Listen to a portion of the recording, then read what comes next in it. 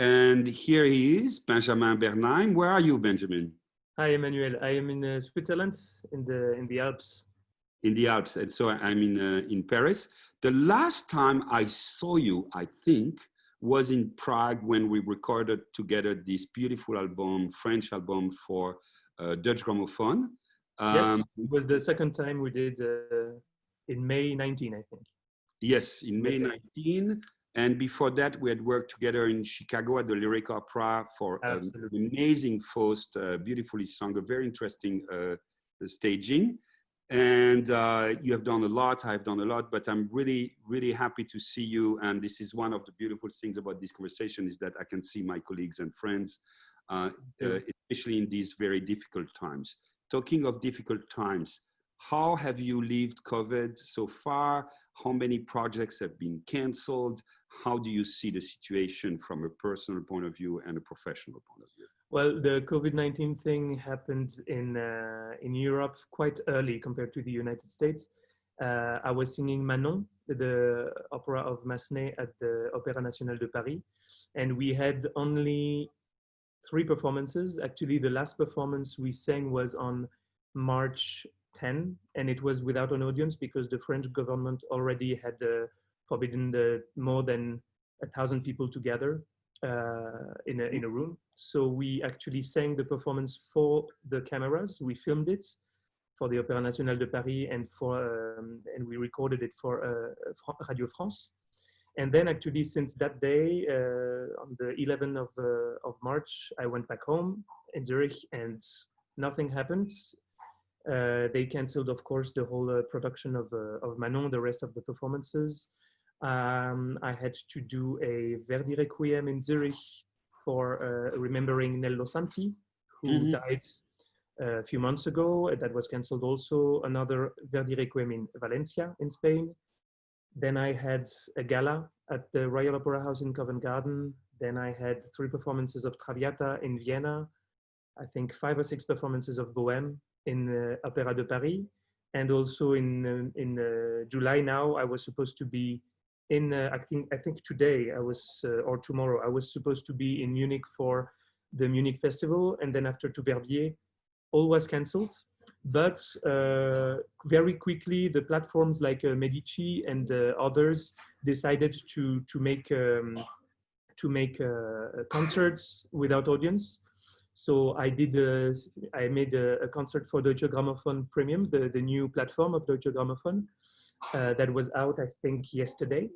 And then also another concert I did in Paris at the Fondation Saint-Ger-Polignac with only German songs. That was for the platform Medici. And the Opera House of Zurich reopened in July for a few concerts. So I was very lucky to be invited to sing a duet recital with Sabine de Viel. And there were 6 nights with Thomas Sampson, Javier Camarena, Camilla Nilund, and Piotr Betsala. So how much of an audience was in Zurich, in Switzerland, actually, it was allowed in June 300 people, but in July they made it possible to have more people. But the Zurich Opera House is very small; it's 1,100. So I think there were 400 or 500 people. But what was amazing, it was the first time since March on July 6th that I was on stage with an audience.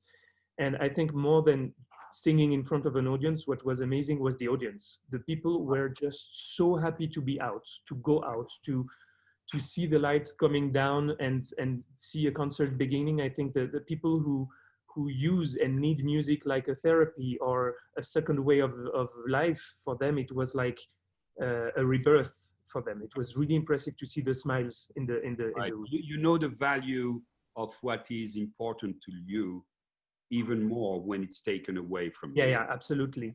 And I think that the craving for the concert experience is absolutely there. And when we rebound, we just don't know when, people are going to go back to the theaters, to the opera houses, to concert hall with an absolute vengeance. Let's go back to the Paris Opera this Manon. So there was no audience for that. So the first performance was cancelled because of the strike, which is a French specialty, and And then our real premiere was the 3rd of March with audience. But then the third performance was not allowed for the audience. So we just sang for the cameras because it was filmed. How is that? I mean, how do you feel? It was a bit weird, but in another way. So it was conducted by Dan Ettinger and the new production staging by Vincent Huguet. It was very beautiful production that I hope I will sing again one day. But what was very interesting is that we talked, even though Vincent Huguet was already in Berlin for a new production of Così fan tutte, we talked to him. I talked to him maybe 20 minutes before going on stage to ask him what he wanted to see, because then we don't have an audience, so we don't have to be act the same way. Yes. To act the same way, to sing, to cross the orchestra for the audience, because then we know that there are microphones. So we could do something much more interesting in terms of acting that was much more precise. And we all, I have to say, Dan Ettinger is conducting, my singing, Priti Yende's singing, Ludovic Tésier's singing. We all did very different things from the other performances or the other rehearsals, because then we really could sing for the camera and do very precise little things that normally we don't do. Because on a stage like Paris, we have 2,700 people, and we have to play big, you know, like in Chicago when we did Faust, people are so far away that if you do very small things, people cannot see it. Lost. Therefore, with the camera, it was interesting because we could really work almost as if we were actors in front of a camera, and we had to be actually more focused on that, to have less scratching my nose, scratching my hair, something, but really be focused on this. And in the end, the result was quite interesting, and people were very happy with it. Have you seen it? Have you watched it? Yeah, we saw it because a week after it was broadcast on the website of the Opéra National de Paris. And it was a great, of course, you know, there were 9 performances canceled with 2 casts, with me and there was Priti Yende and Mathieu Polenzani was it? No, it was not Mathieu Polenzani. I have to find his name. You sang with him many times. You conducted him many times. An American tenor, fantastic. But also, he had only 1 performance. I had 3, and that's it. So the audience was very frustrated, first because of the strikes, but also because of not being able to come at the opera house. And us singers, actors, people, dancers on stage, we were just invited to go back home. Right. As soon as possible. Right. So let's go back to this idea of listening to yourself or watching yourself. Personally, it's very difficult for me to listen to anything I have recorded or to watch a show that I have conducted. And I had the chance the other day, because as you know, the Dallas Opera is trying to be very present online, like all companies, and we are also rebroadcasting old broadcasts. So we rebroadcasted a show I had done in the early 90s, I think, maybe late 90s, I don't remember, of Faust, which was my debut with the Dallas Opera, and I didn't remember anything. And so for the first time, I was hearing something that was from some other guy, and for the first time, I could like what I was hearing because it was not me. But even, you know, the recent broadcasts I have done for the Met or things like that, I just cannot watch it because I become incredibly judgmental. Yes. Judgmental, critical. I remember every single moment in that performance and things going through my mind. And I don't like it. Are you like that with yourself? Can you listen? No, I am totally like this because actually for the Manon, I had pleasure to watch my colleagues, but whenever it was about me, I was trying to look somewhere else because the only thing I was interested in was, it's okay. That's it. Right. Maybe you remember when we were in Prague for the recording of Deutsche Grammophon, the first day when we recorded the aria of Lenski, I totally freaked out. Right. We went to the room, to the studio booth. Yeah. Exactly. Yes. And when I heard what I did, I wanted to take my stuffs and run. And this is why, you know, I have this relationship, working relationship with Carrie-Anne Matheson, that she is my ears. She actually knows when it is time to move on to something else or to redo something. This is why she accompanied us for the recording, because I needed someone to give me that knows my voice and tells me, okay, now stop thinking about that. turn the page. And this is what you told me the day before, actually, we did the recording. You said, because it's my first recording, it was my first recording. So you said, there is a moment you need to know, Ben, that there is a moment you need to turn the page. Right. And that first day, I remember you were contacting, you were in front of me, and I saw in your eyes that that was this moment I had to give it up, but I could not, because I think if I could, I would have spent maybe 3 days on the aria of Lenski, and this is impossible. So Right. I don't like my voice. I'm not in love with my voice. I don't have this narcissistic perspective, but I recognize when there is a huge thing that doesn't work or when it works. So Right. I am quite judgmental. I don't hate it, but I always think, when I done a performance, when people come to me and say, so what did you think about how it was for you and everything? And I have the feeling that they are talking about something that happened 10 years ago, because for me, it's done. There is nothing I can do about it. It's to live, being on stage is about living in the moment, and you cannot come back to redo something. I cannot tell the maestro Guillaume, can we stop the aria and come back to it? It's impossible. So in a way, I tried to cut, but I think in a few years I will begin to see things that I've done but I already see. The other day they did broadcast the Capuletti Montecchi I did in Zurich with Fabio Luisi and Joyce Donato. And it was not so long ago, it was 5 years ago. But for me, it was so weird to see me that it was another person. Because at that time, I did not sing Bohème, Traviata, Faust, Manon. I did not sing these roles at this time. So it was really another Benjamin that I saw. Right. So two thoughts on this. First, I do remember that moment of recognition of the difficulty in our recording. On the other hand, I think you had a point in the sense that there was something that you didn't like in the way the sound of your voice was recorded, and they changed the mic. Yeah, they did. Mic, and I think they got it better in the end. Yeah, because then they came to me in front of me and they put the mic down a bit lower. And it changed the whole. It's crazy how today. Yeah. Not by much, but that little difference, of course, is extremely significant when you talk. And recording a voice is very difficult because what makes the beauty and the real originality of your voice is the harmonics and the way they play themselves. But for this thing, I have to say I was well served with the Smetana Hall, because it's for the harmonics and for the acoustic. It was absolutely amazing. But I have to say, the first thing that my voice is hitting before the room is the microphone. And the first take, I was so uncomfortable because I did not recognize the harmonics or the things that I have.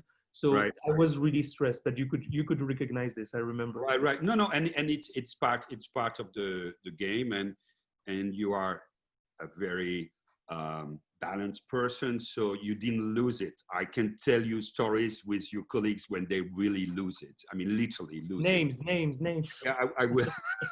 I will in a few years. Maybe when you write books. Yeah. About and this. on the other hand, you had your coach that was there. The producer is there. The conductor is there, and even you say, you go out of stage. But if we do 12 performances of Faust, you and I are going to talk in between performances, not much, but it's like, just a bit. Hey, just bits, I mean, because usually when there is a problem, like, we're not together, we're not together, I know we're not together. So the next time we actually even know if it's my fault or it's your fault. But then only 5 seconds of looking at each other and say, we were not together, right? Yeah. Yes. So next time let's and organize usually, ourselves.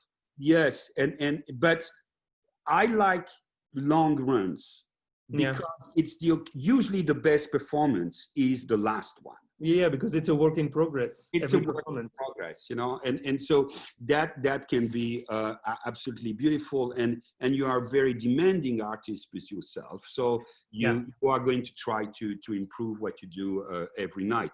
But this is what we did in Chicago. I don't know if you remember, but we had 9 performances, I think, or 10. Usually it's around that amount of performances in Chicago. Yeah. And because of the French, I was the only French-speaking guy on stage. And I remember that all my colleagues, and especially Eileen Perez would come to me and ask me for some input about the French.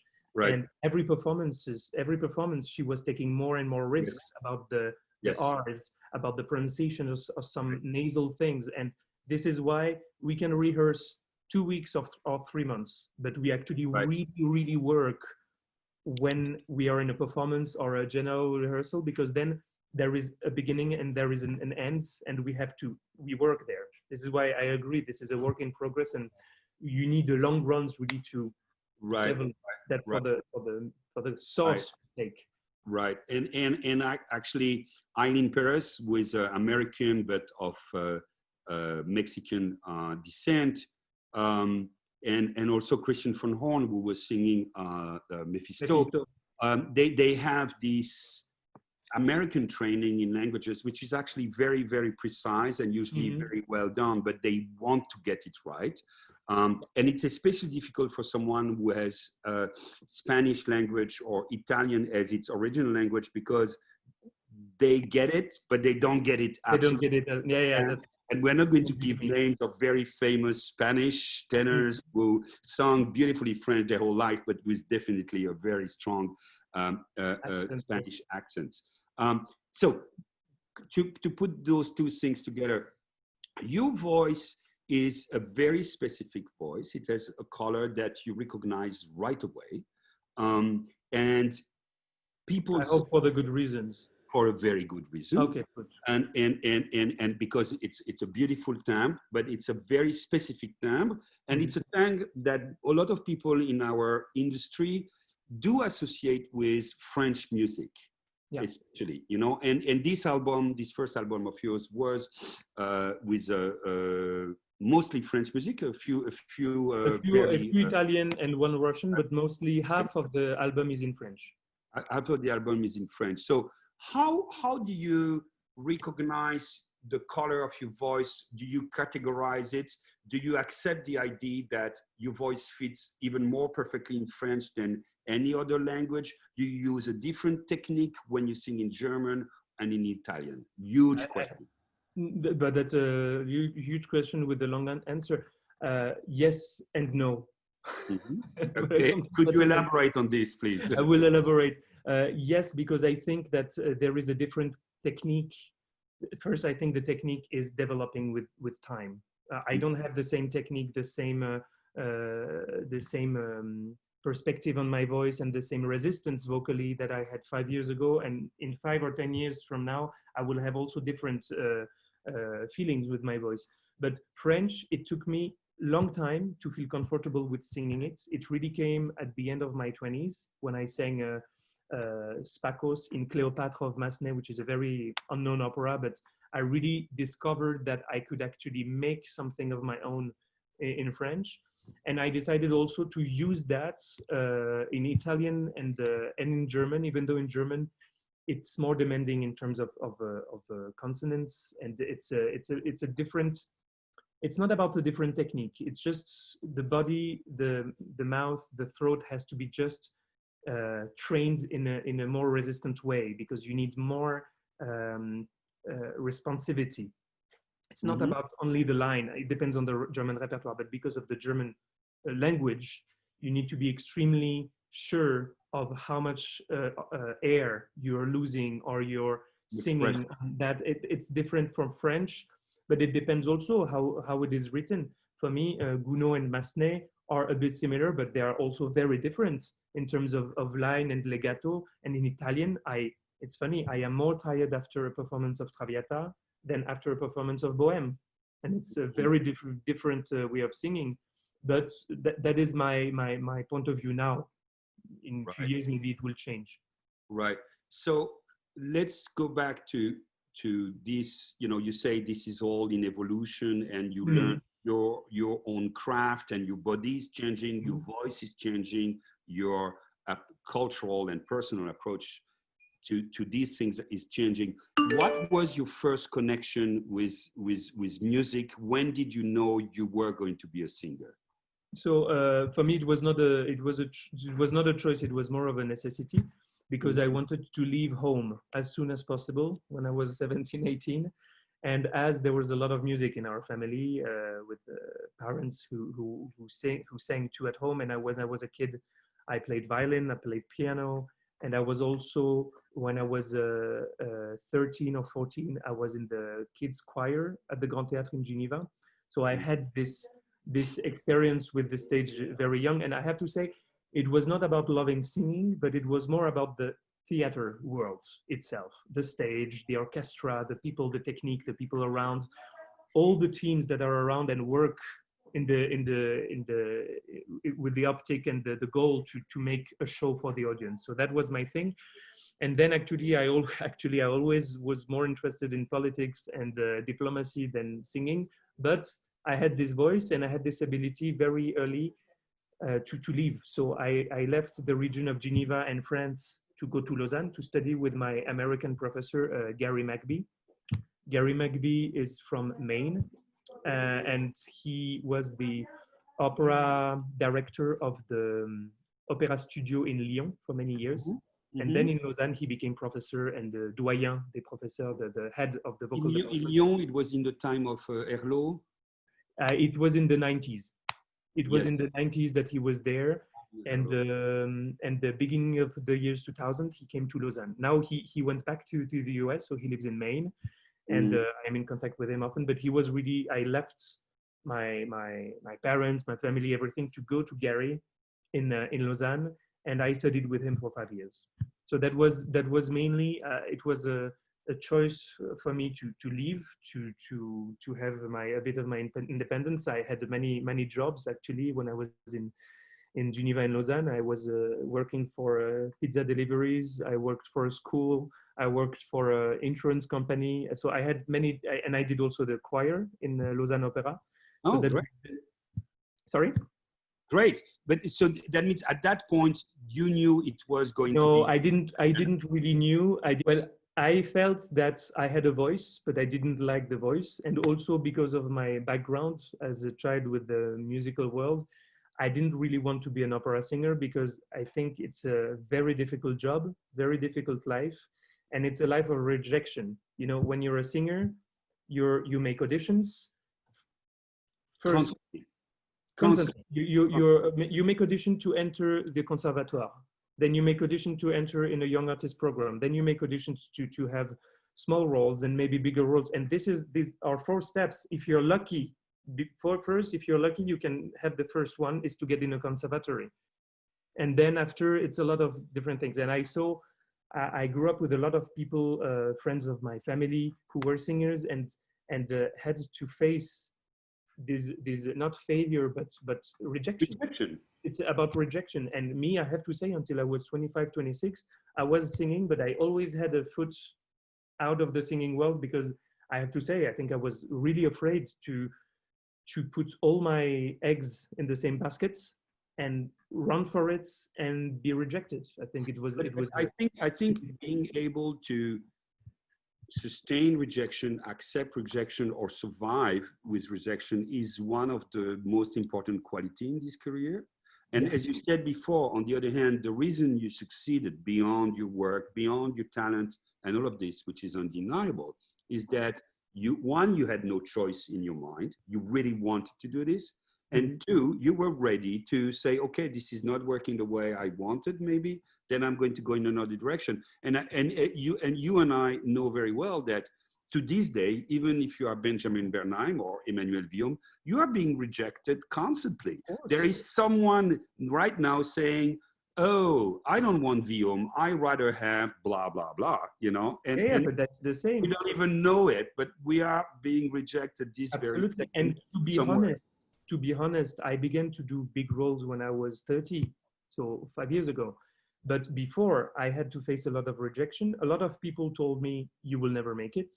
Your place is in a company, in a troupe, in an ensemble in Germany or in Switzerland or in Austria, but you will never do more. And facing this rejection made me see that actually I wanted to make it work. So today I am very happy that when I was 23, I did not have a red carpet in front of me because I would have done all the mistakes I should have not done. I would have sang many roles way too early just because I was hungry for more.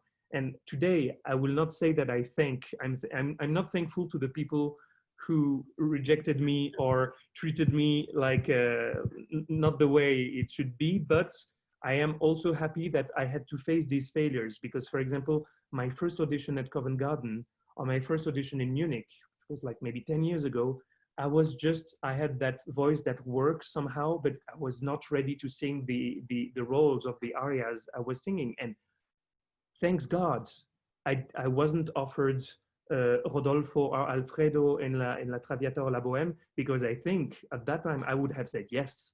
And that would have been a huge mistake. So now I am a bit happy that I had to fight so much.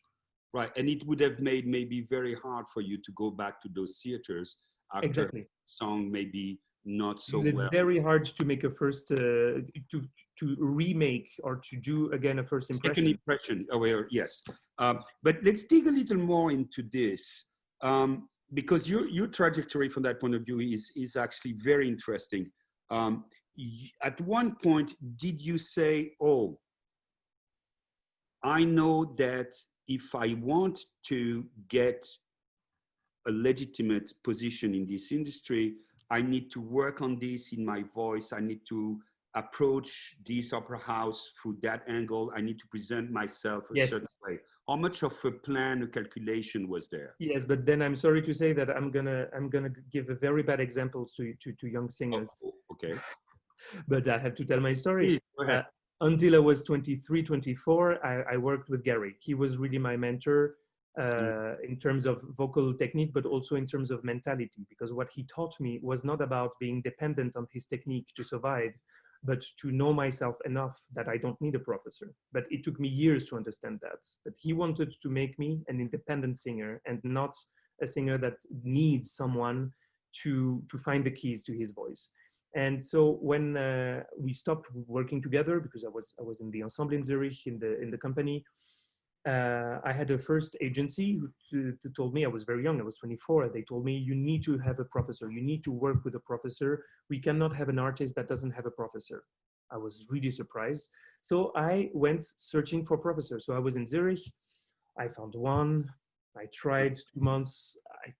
You know, when a professor sees you, you're in a company, so you already have a job. So you're a professional singer, and the professor says, oh, okay, we have to go from scratch. Yeah.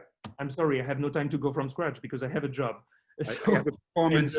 This happened 2-3 times until I decided for myself. First, I cannot wait always to have someone giving me his or her opinion about how I should sing, because I can be like anyone, very influenceable, I would become crazy with the time. So I decided for myself that I needed to, and this is what I understood years later with the teaching of Gary Magby, is that I needed to be my own professor. I needed to take care of myself, and I needed to be responsible for my mistakes. So when I would crack a high note, when I would have no voice in the middle of a performance, even though it was a small role, no one is responsible but me.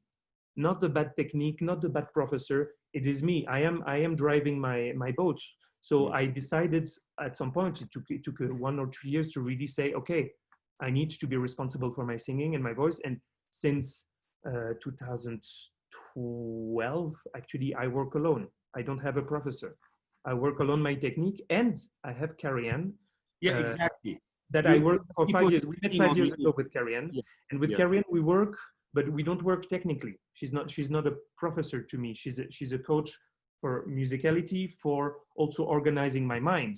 For example, when I would work on a role for the first time with her, we will begin to think of a strategy, how to do the first, the second, the third act, how to save myself then, and how to be able to give 120% then, but then being able to come back to 80, to have a strategy in singing. But this is about more being a mental coach and also musical coach, because then we really work with her, all her experience she had at the Metropolitan in New York and now in Zurich.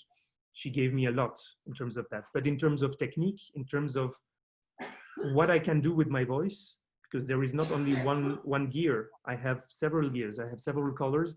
I am responsible for it, no one else. So I took at some point the decision to not be dependent on a, sorry to say this word, a guru or someone that is expecting me every week to come back with problems to be solved, because the problems to be solved are to be solved by myself. So that was my experience, but not to say that everyone should do that, but that was my experience of singing. And maybe, who knows, maybe in a few years I will feel, oh, now maybe I'm ready to, I need to work with someone, who knows. But now for the 8 past years, I decided to work alone.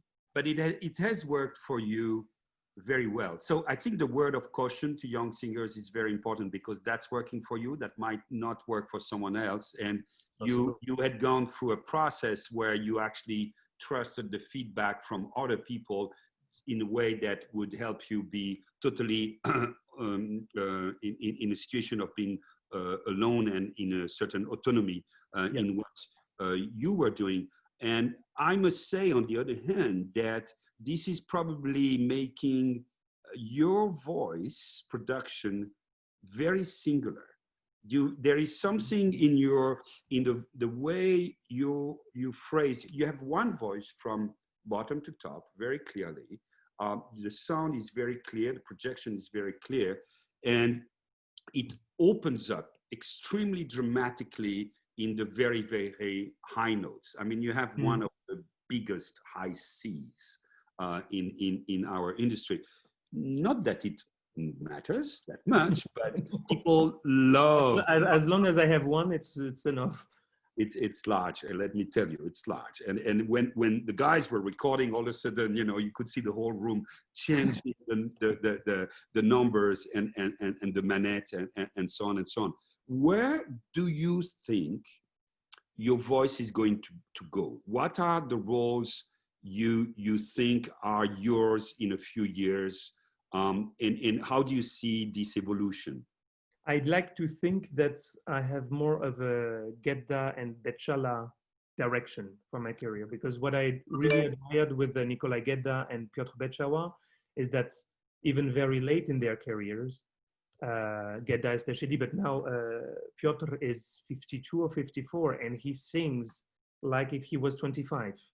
Right. He sometimes goes to Tosca, sometimes goes to Lohengrin, sometimes tries something new, but mostly he stays in his core repertoire with singing Traviata, with singing Manon, with singing La Bohème, because he's a very lyrical, he's a typical typical lyrical singer. And Gedda was also like this, because Gedda was using his mixed voice a lot, and he was staying very fresh. The voice stayed very fresh a lot on a very long period in his career. And me, I don't know what the future is made of, but I really think that if I try now to go in the more heavy repertoire, it would be a mistake, because I don't think my voice will be able to sustain it. I don't think it's a good idea now. And even though if it's a good idea in a few years, it's because my voice is able to handle it. So now I will stay, even for the, I think for the 5, 10, maybe 15 years in the repertoire, in the lyrical repertoire, singing Faust, singing Manon, singing Bohème, and then go slowly, years after years, on trying Hoffmann, trying Werther, trying La Damnation de Faust. But I don't need now to go to Don José or to go to Don Carlos or Ballo in Maschera. I know, because I work sometimes on it. In a room, I'm able to sing it, but in a performance, in a run of 10 performances, this is the kind of roles, if I begin to sing them, I know I cannot come back to singing Bohème how I sing it today. It would make me cross a line that I will not be able to cross back, because of it will cost me, it will make me tired, of course, and I don't think I will still have the freshness and the youth I have in my voice now if I make this step now. So I don't see the point for now to try. Already I have to say, in a career, as you know, you can sing Faust in many different houses. You can sing Faust at the Théâtre des Champs-Élysées like I did, or in Riga, and also in Chicago. But I can tell you, these are very different Fausts. There is a Faust that is very chamber music in Riga, in Latvia. There is a Faust that is more in a bigger room, but it was with the Baroque orchestra. And I can tell you that the Faust in Chicago, I don't know if you remember, but the first time I arrived on stage for the rehearsals, psychologically, it took me 2 days for my voice to get used to the fact that my voice can actually reach the end of the audience, because to me, it looked so big. And I have to say, technically, it was a different Faust. I didn't sing the same Faust in Riga than in Chicago, because the room requires a different projection. There is no need to project as much in the Théâtre des Champs-Élysées in Paris as it is necessary for Chicago, because it's a very different house. So I think already it's not about roles, but it's also within one role that you sing in many different houses. You already have quite a lot of different experiences. And this is already quite rich to be able to live that. So my point in this is that before going to sing Don José in Carmen or Balón Mascara or Don Carlos, I think if I can sing Manon, Faust, Bohème in many different houses, many different acoustics, I think it's already something, it's already a very rich experience that I'm living. And you have the chance to be able to sing roles that are dramatically also very interesting. One of the things that Nathalie Dessay was tired with when she was singing, you know, Zerbinetta or Olympia was the kind of limitation dramatically with those roles. She pushed the boundaries tremendously. The boundaries of the voice, but you know, we always are, even if we are in a sort of zone of comfort zone, zone de confort. But I have to say that in Paris, singing La Bohème in Paris with this big hall, you're not in a comfort zone. Chicago Faust, you're not in a comfort zone. And I think this is important. If there is a role where I feel in a comfort zone, I think it's a role I should stop singing. Right. Because I should always be trying to stretch, to be more flexible, to push a bit. This is why I love to sing Duca di Mantova and Nemorino, because vocally they are extremely hard, but they are fantastic exercises for my voice. But my voice doesn't feel comfortable there. But so most of those characters, they are young lovers, jeunes premiers, as we say. Jeunes premiers, lyrical, young, Don't you want to play the bad guys at one point? I mean, how do you connect this vocal phare with the dramatic phare? And for you, I mean, the main choice from what I hear is what suits you vocally today, and there are enough challenges and possibilities with that, not to go try something else somewhere else. But dramatically also, are you going to fill your calendar because actually you are interested in that character and in that role? And how do you combine those two, your dramatic career and your vocal career? I think it will change a bit. It will evolve, because with Werther coming, Werther is, I think dramatically you are Werther. I know vocally also you are Werther. Yeah, but dramatically Werther is not a jeune premier that is a victim, or he's quite an, I'm sorry to say, I don't know if you have to cut my voice for this, but he's quite an asshole. So no, please, you said it in French. So I have to say he's a very strong manipulator, and therefore he's not a victim of love or something. What is interesting also is with the Bohème, Rodolfo is, I'm sorry, Rodolfo is not such a romantic nice guy, because he really behaves like an ass most of the time. But then when you take Duca di Mantova, who is very light, and he plays with people, with men, with women, with whoever comes to him, he plays with the people, because life has no value for him in a way. People have no value. But the bad guys, I have to say, I don't know what kind of bad guy could I sing. Yeah, I would say this is very interesting. I would say that probably for me, Rodolfo is more of let's say, a bad guy than Werther. Werther is destroying lives, but he doesn't necessarily mean to destroy lives. No. He's a tortured person. Absolutely. He's a very tortured person. It is something absolutely heroical in the investment to his own art, and something incredibly destructive and selfish into this. But you are an excellent performer. You're a very strong performer. So you say. Yes, I can even sign this. Okay, I put it on my resume. How do you work this balance then when you are on stage between dramatic involvement, the way you're trying to express a scene, a situation, a connection, a character, and then the musical and vocal necessities? Is I it some think the process? yes, because the vocal necessity, well, it depends also. Every role is different, but to be in the vocalness, the vocal point of perspective, I always try to stay with my voice, even though I have to make compromises. So one thing that my professor told me, Gary, is that make compromises, but don't compromise your voice. Mm-hmm. So there is a limit. There are places we can go where we actually are not in a comfort zone. We make compromises, but then I don't compromise the essence or the core of my voice. Mm-hmm. For the dramatic thing, perspective, I think that for now, I would either for now and for the next years sing the young lover or the victims like Hoffman, tortured, or Werther, who is a deranged person. Mm-hmm. But to be able to go there, I think it's also about experience of life. I mean, even though I'm a very lucky person because I'm successful with my job, I had to fight a lot in my life, with myself, with my past, with my childhood, and I think now it also makes sense that I use also all this pain that I lived, I went through, to really be able to express it on stage. I use it now when I was suffering from it, and I'm still sometimes suffering from it, but before I was only suffering from it. But now I can also use that life experience on stage, even when I sing Faust, because Faust is at the beginning, he's just an old guy who is totally frustrated about his life. He did not live. He was not alive. He was always working on something. And actually, he's terribly selfish.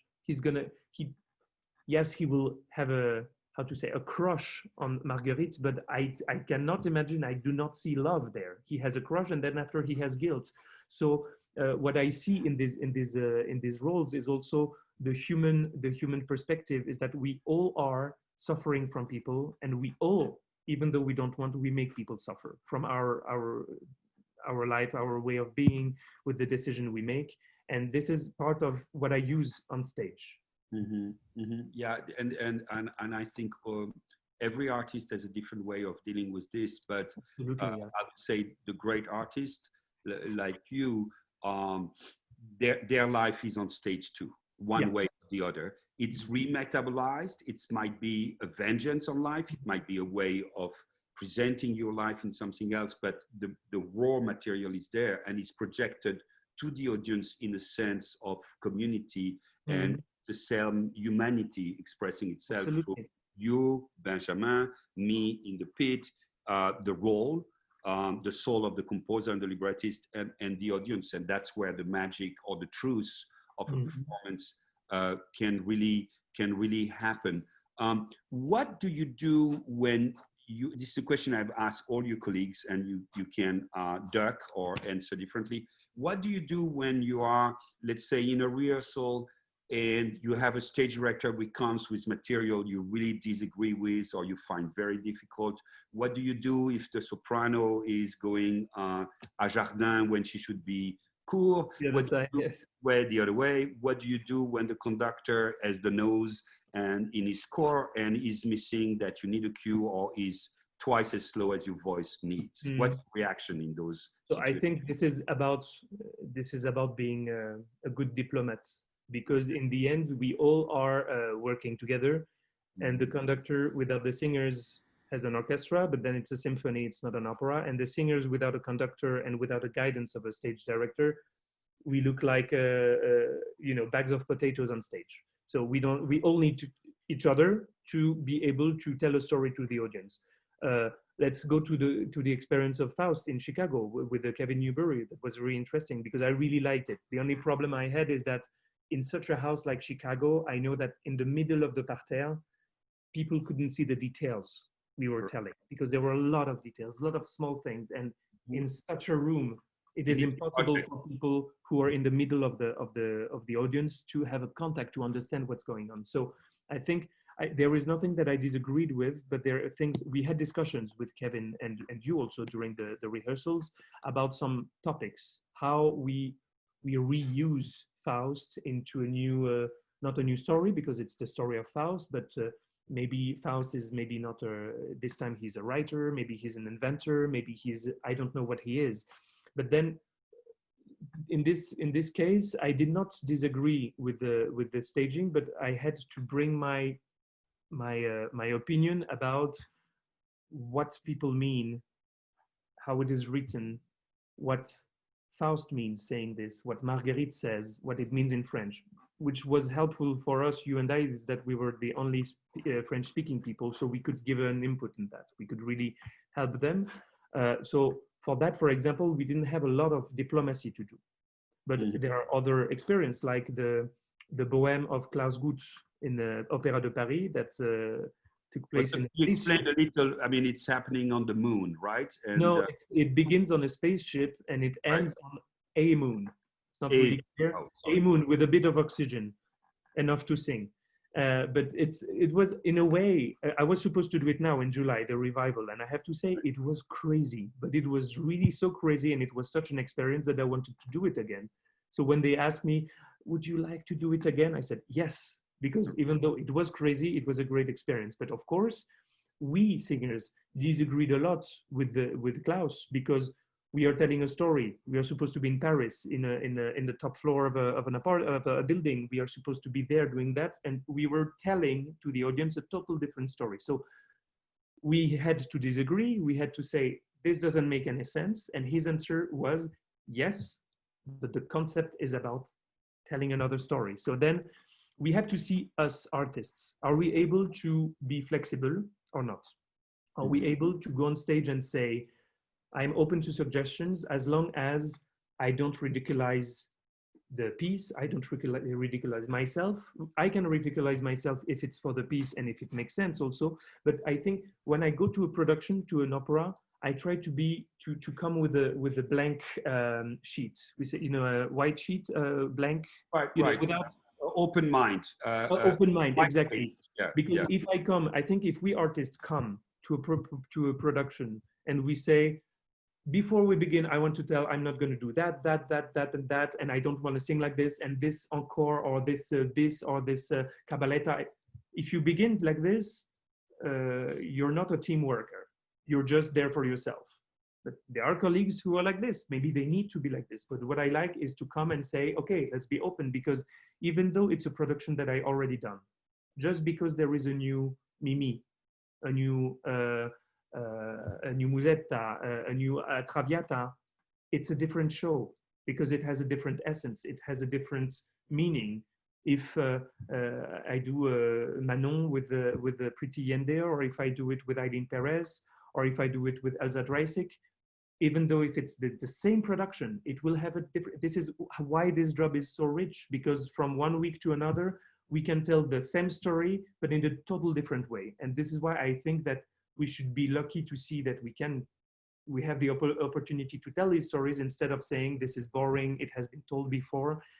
I try to be flexible. I had problems with stage directors, really, sometimes with asking me to be a bit too uncovered on stage, or to wear something that I didn't see make any sense. I had some fights, and sometimes I win, sometimes I lose, and I think it's good when both win.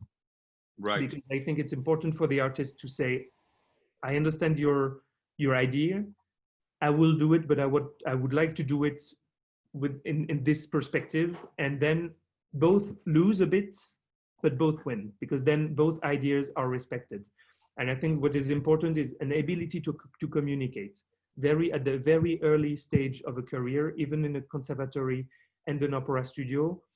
There are some arguments from a professor, a director, a conductor that are like, if you behave like this, you will never make a career, or if you're not flexible enough, you will never do anything. But these are, I have to say, they don't help anyone, because this is no negotiation. This is just humiliating someone.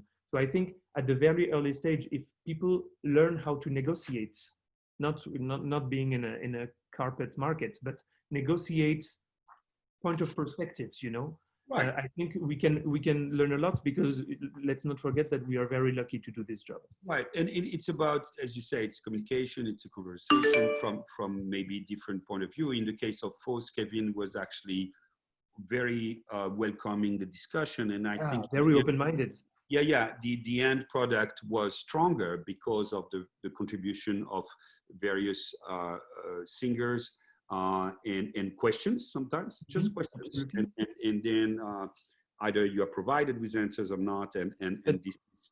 If I can say, in the end, it is very rare that we artists agree totally with the staging, and we should not, because our job is to defend an idea, even though it's not our idea. I mean, you conductor, you see productions, you defend.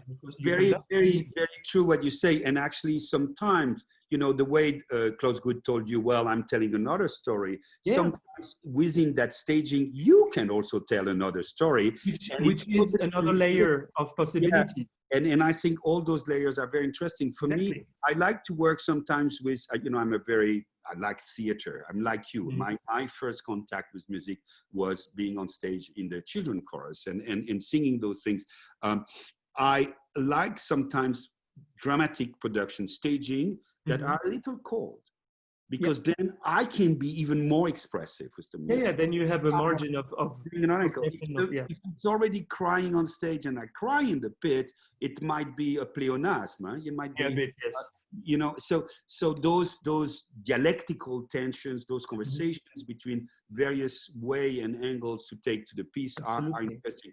This is why I come back to the story of Faust, the end of Faust, you know, the final scene, when I was coming from the sides. And this was really, we did the whole staging of the opera with Kevin, and everything was clear. But this last scene, till the very last minute, we did not agree on what, where, how. It was we all had ideas, they were all good, and we didn't find an agreement, but no one was against anyone. We were not fighting, we're just trying to find the good way to land, because a show also, it has to land. Right, so I like shows.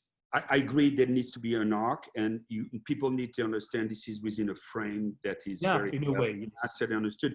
I also like questions. That means, you know, if I see something, so, well, I didn't really get this, I usually go back to it. And I like this is why what you said, you know, remember the very end when Faust is becoming one of the devils. Oh, he's becoming one of the they put me in a mask. Creatures, yes. That was the end. This is why I was a bit sad that the production of Chicago was not filmed, because there were really things to really see on a screen.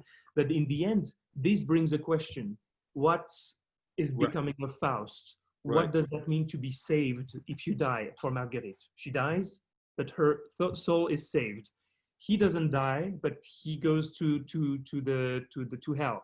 It brings a lot of questions that are not answered. Of course, with a big chorus of Christ is Christ est ressuscité, is ressuscité, Christ est vivant. Jesus Christ is alive. Everything. This sort of an arc, of a landing thing, because the story is like this. But it brought also a lot of question marks. And I think in the end, for people who wanted to come to see Bohème in Paris, and so spaceships, astronauts, people dressed as in Paris in the end of the last century, and again astronauts, it made them, for some people it was impossible. It was like a sacrilege. It was like a heresy. But for some people it was a way to discover the music, rediscover the music in a different way. And it was actually quite interesting. And I think it's not only we the singers who are making a proposition to the audience. The audience is receiving something and has to make something out of it. So they are also interprets of what we offer. So in the end, people can say, you know, when I was in Paris during this Bohème, a woman in the streets in Paris recognized me and she yelled at me. She was very angry. She said, "How dare you? We are in Bastille. We are a few hundred meters from the Quartier Latin where Bohème happens. How dare you defend this thing?" I said, well, I'm doing my job. If I say no, this is where it answers maybe your question. If you come and you say, no, I will not do a Bohème on a spaceship, well, you're fired. Right. It's as simple as that.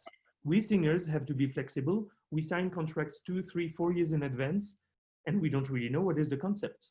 unless you're a big star. In that case, But you went further. You defended the concept. yes, and I like to defend it. You defended the concept. And as always, when people describe to me crazy productions, you describe, I think, in a way that is endorsing the qualities and of the project. Yes. But even because in the end, what is the point in the end? If you hate being on stage for a production, you cannot defend it. Exactly. So instead of hating it and working against it, you could embrace it with its flaws, with its benefits, with all the good things and the bad things. And in the end, we are at the service of an audience, not ourselves, not the orchestra. We are at the service of the audience and the institution that we serve.